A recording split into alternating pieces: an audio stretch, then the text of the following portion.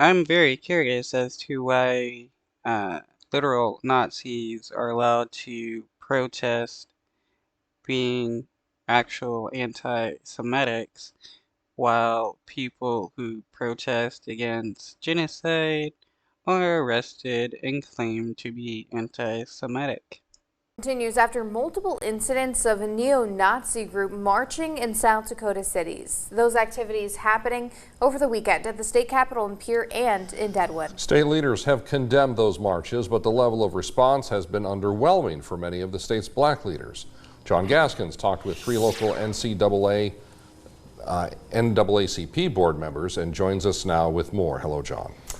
Hello, Brian. We start with Langston Newton, the president of the NAACP in Sioux Falls. He had spent his entire Saturday celebrating the diversity of the city at the Pride Parade and Festival of Cultures. But then later, he received the news about the neo-Nazi march in Pierre. Because honestly, it was disbelief. To see neo-Nazis in 2024 go to your state capitol building is like, this has to be fake. It's jarring. It's absolutely jarring. But not surprising to Julian Baudouin, who has lived in Sioux Falls for almost 2 decades. Hatred has always been in South Dakota. Hatred has always been in America.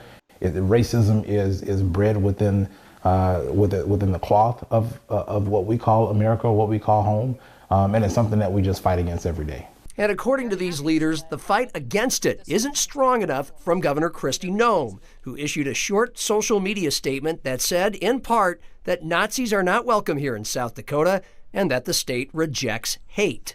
We live in 2024. It does not take very long to flip your camera around and say, I'm just as shocked as you are. I don't want this happening in my state.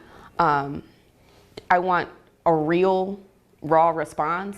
Although the protesters were escorted away from the Capitol and sent away by law enforcement in Deadwood, there are concerns about law enforcement training when it comes to these situations. Baudouin is a certified law enforcement officer who feels police were not prepared well enough to interact with the hate group.